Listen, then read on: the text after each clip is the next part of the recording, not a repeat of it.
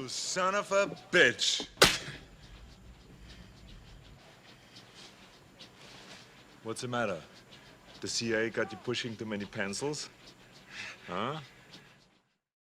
Welcome back to Thinking Critical. This is Wes, and after, I believe it's 35 years, the Alien Predator franchise are no longer licensed out to Dark Horse Comics. They're moving over to Marvel, which you probably could have expected once they acquired Fox, as those are Fox properties. And let's get to the bottom of this. Let's talk about this. This is a good idea. Is this a bad idea? Let's bring in Yul Carter and see what he thinks about it. How you doing, buddy? I'm wonderful. You're a big fan of Alien versus Predator. I'm a big fan of Aliens, Predator, and kind of things.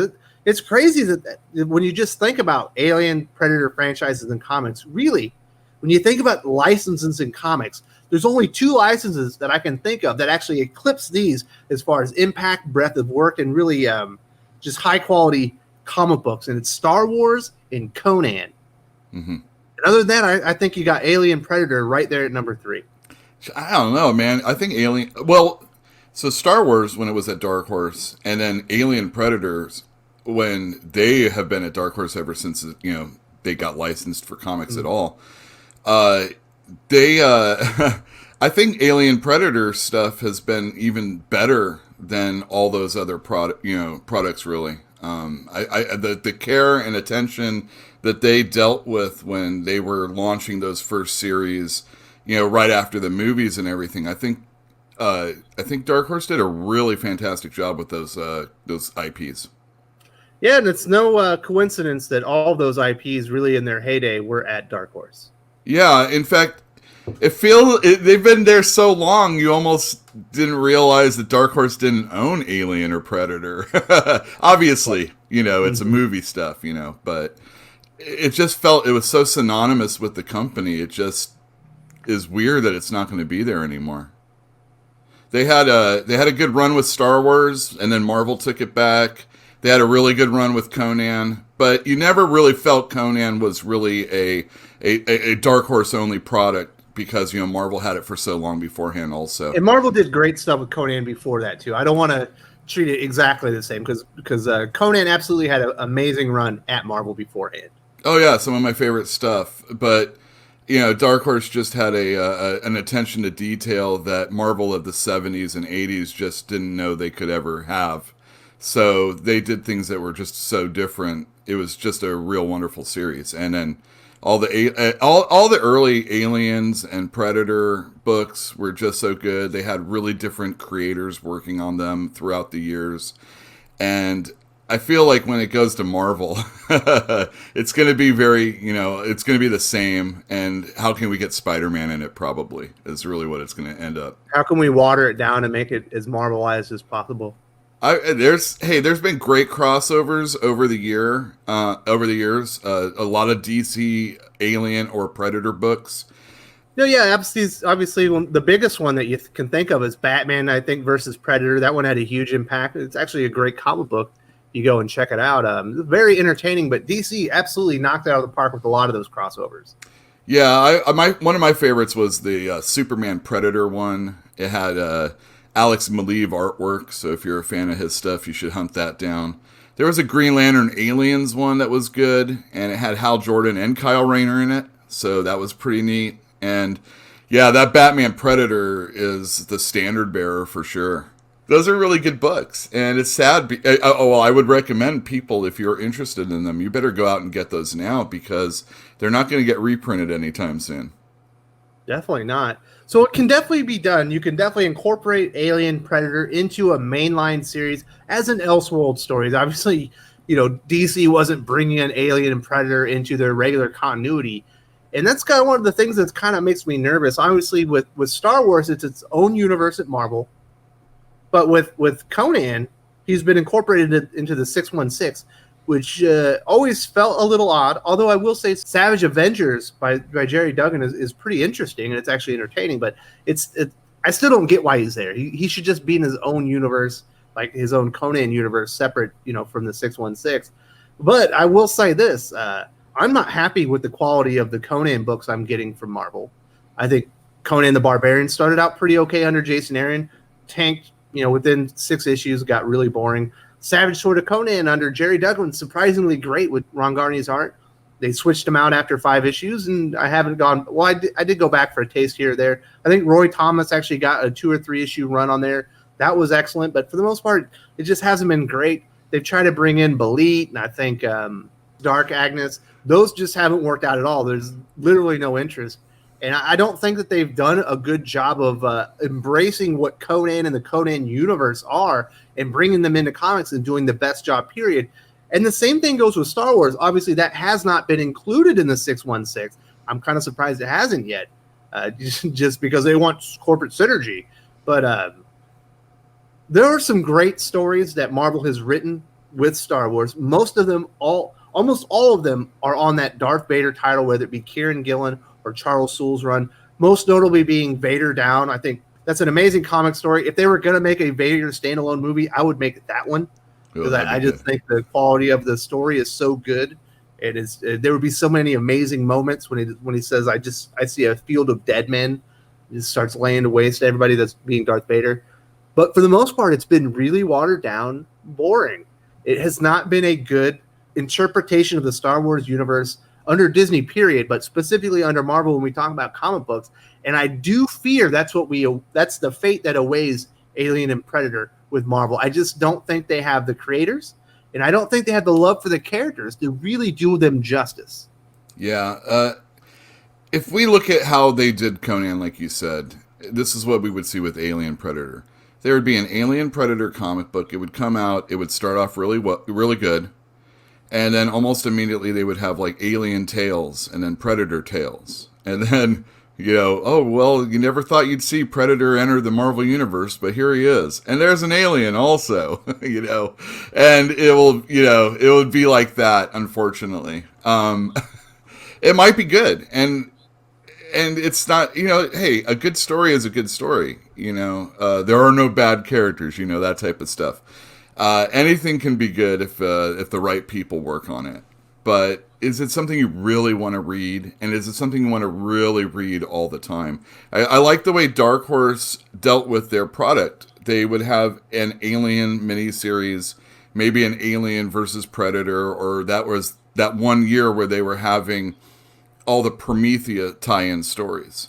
So there was like a series of miniseries. But that would be all there really is throughout the year. You wouldn't have 12 straight issues of these books, and you wouldn't never be bogged ongoing. down. There's always miniseries. Exactly. And again, you can experiment with different creators. I mean, they had Jim Woodring write stories for Aliens, if I'm not mistaken.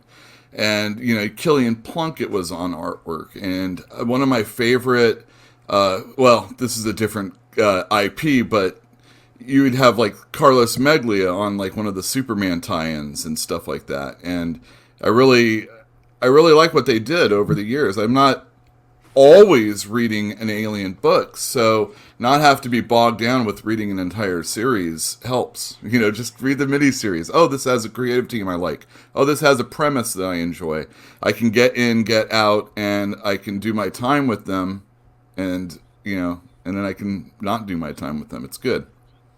Yeah, I do think that the Alien and Predator at their current iteration at Dark Horse are not on high spots. I think really the last really good Alien story we got probably was Dead Orbit.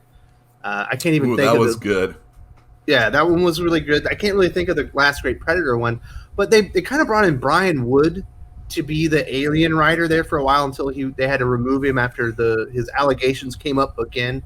And he's not an Alien writer. He's not very good at that at all. He's not a science fiction guy as far as I'm concerned. Somebody's going to disagree with me in the comments, and okay, I'm glad you enjoyed it, but I just when I was reading his Alien stories, I didn't find them compelling or very interesting.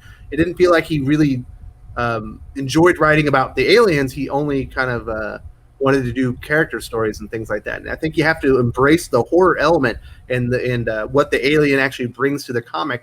And then on the Predator side, they actually have an amazing premise. I think it's Chris Warner is the writer. It's called Predator Hunters. I think they just finished up the 3rd volume, where you have these teams that have survived Predator attacks, and they would team them together, and they would go on a hunt, and they would go hunt down predators. Now, that is a phenomenal premise, in my opinion. I just don't ever think it was executed the stories never lived up to the premise, in my opinion. I always thought the art was amazing. I always thought the art did, like, every issue you would get like an amazing pinup of a predator murdering somebody. That would be exciting, but the stories just weren't compelling to me. And again, I think it was far too much emphasis on the human characters. Like, they would sit on the beach for 2 issues to game plan. And it's like, this is Predator Hunters. It's a 6-issue miniseries. Go hunt predators. And he would always take Chris Warner would always take a little bit of too much time getting into the action for me. If they were going to exit, Dark Horse at any time, I think now is as good a time as any, because it's not like there's been anything classic the last few years. Yeah, yeah, there hasn't been anything really that good. I did like that Dead Orbit, that one by James Stokoe, and there was a Gabriel Hardman one. It was an alien story that was also very good. It was very cinematic. He does he does art for like movies and stuff like that. So he knows how to tell a story, and those were like some really good ones. But yeah, they were a couple years ago. Nothing's been really that great. Going back to that Brian Wood one, that was a longer format story, if I remember correctly. It's like four series, a series of 4 stories. Yeah, so it kind of bucked the trend of just miniseries stop and go. And maybe that also was a little bit of the reason why maybe that didn't stick as hard as it could have. I hope Marvel goes and does it with, puts their best foot forward. I wonder how violent, these are pretty violent characters, very violent movies. And when you see Marvel and what they put out there, I mean, maybe they can make it Aliens Max or something like that. Well, I was about to say, I just read Garth Ennis's Punisher Soviet. Yeah. And I guess you're right. Describe what I saw in that comic book on here, because I think they'll get me booted off, because it was so it was amazing, but it was very disturbing. Yeah, I guess that's true. Marvel will sometimes do that. I guess they'll have to either have like a cinematic line, with Disney buying these properties. I had wondered, like, maybe they might do it so that they could squash them. Isn't it better for Disney to make some knockoff version of Alien, since they own it, and just never release the originals ever again? But hey, take advantage of what you have in comic book form for sure, is what we're probably going to get out of it.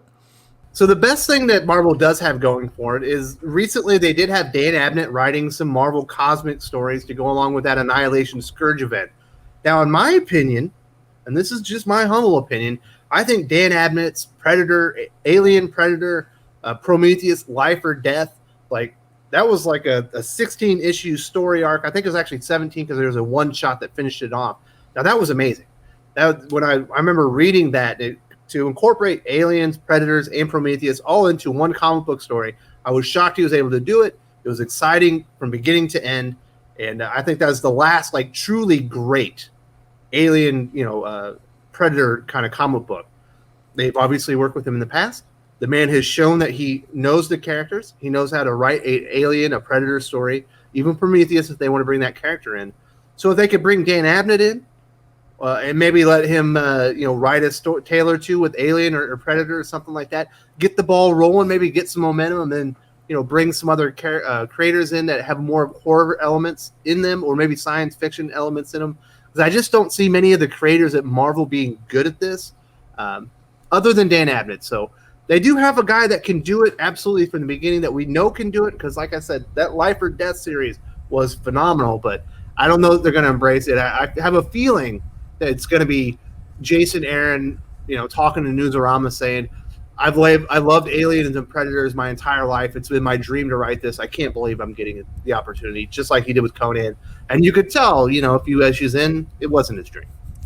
Yeah, I like Jason Aaron, but his Conan was good. And yeah, it would be, I guess, so for people that really are into comics and have been for like the last 20 years, Dan Abnett is a very well respected person as far as writing comics are concerned. His Abnett and Lanning team ups on all those Annihilation books and all that stuff that he's done over the years. Yeah, exactly. Really good stuff. I mean, he's a solid comic book creator. What was that? Titans when he did Rebirth Titans as well. Yeah, exactly. He's a star, but he's not. He doesn't have like superstar heat like a Jason Aaron does. So I can understand the desire to want to put him on a book. They probably pay him more. But Marvel did just recently lure Dan Abnett over because they did the Warhammer. They picked up a Warhammer contract, so they're going to be doing like Warhammer 40K or something. And Abnett writes the novels for that. And I was under the assumption that Kieran Gillen, who's like a really big fan of that type of stuff, is going to be working on the Warhammer. He probably, along with Dan Abnett, would be good people to write Alien and Predator also. Mm-hmm. I agree. And if Marvel still has Charles Soule, I think if he has any care for the characters, what we've seen him do with Darth Vader, would probably be... Those would be like the 3 writers that would probably get a Teenie Howard one, though, instead. Yeah, absolutely. Teenie Howard. What does she want to do with Predator? Alien, colonists, and it'll, focus on a ragtag group of 2 feminist colonial soldiers. Like, this is what I came for Alien for? Or, okay. The X-Men were picking up a Shi'ar egg, and they found out it was an alien egg. Oh, no! Yeah. Well, that's how you tie him in, right there. Yeah, get Hickman on there. He would actually do a good job, but I don't see him embracing the franchise. Yeah, maybe not. But they certainly, when you think of some of the artists that they could have, like a Steve McNiven, like I can imagine him doing some of those things. Ron Garney on a Predator book would be something. Ooh, Ron Garney on a Predator? I would lose my mind over. That would be good. Yeah. Right? So there's some opportunities there, but we'll see if they embrace the characters. We talked about this for a while. So what's your opinion, Yule? Is this a good thing, bad thing? Do you wish this wasn't happening? Are you open-minded? I'm open-minded. I mean, movie and TV properties aren't always my cup of tea. These are good ones. Mm-hmm. I don't read them all the time, though. So the question is like, was there an audience only of a certain amount in comic books, and by Marvel obtaining it, is it going to get bigger? I'm sure, like we've said, they're going to try and do the crossover stuff with Spider-Man and Iron Man and whatnot. How does Iron Man fight the Predator when his suit of armor is at 0 power? That type of stuff. I'm sure he'll have to somehow figure out how to get his blasters working, and he'll take care of the problem in the end. That's what I expect. That doesn't sound so exciting. I am interested to see, though, how people will receive it. I feel bad for Dark Horse. They're playing very. They're standing up strong, tall. They're saying, we got all this other stuff that we do too. And I agree, there are some really good stuff, a lot of creator-owned stuff that I really enjoy. Black Hammer, anything that Matt Kindt does. They also have Witcher, they have Strange Adventure, not Strange Adventures. Stranger Things. Stranger Things. They have some big properties that are a little bit newer. That's true. And, you probably... maybe they exhausted as much as they could. You said that the last few years really haven't been that great for Alien and Predator. So it's probably for the best, especially if it's not making them as much money and they're paying a lot of money for it. It's just sad to see it go, and it feels like Dark Horse is diminished just a bit more. Yeah, definitely get your hands on those DC Dark Horse crossovers while you can. They're going to become much more rare. Probably not going to get a lot of reprints anytime soon. They'll probably do the Dark Horse stuff. I know that they're doing the Conan reprints of that material, correct? Yes, they are. Yeah. But yeah, so crossing over with DC, definitely not. So it's interesting stuff. I'm keeping an open mind, but I am expecting we're going to get the Conan and Star Wars treatment for the franchises, and they're not really going to embrace these characters because they do have the entire 616 and a whole cast of characters that are making the company billions of dollars annually that require a lot of focus. Yeah. So, all right, Yule. I think that'll just about do it. All right. Take it easy. If you enjoyed this video, please give it a like. I would appreciate it very much. It helps us attract more views for the channel. Subscribe for future commentary, comic book news, and reviews. And don't forget to ring the bell for notifications. If you want to talk comics, movies, and much, much more, you can follow me on Twitter at Wes_from_TC. With that, Salamat Po, and I'm out.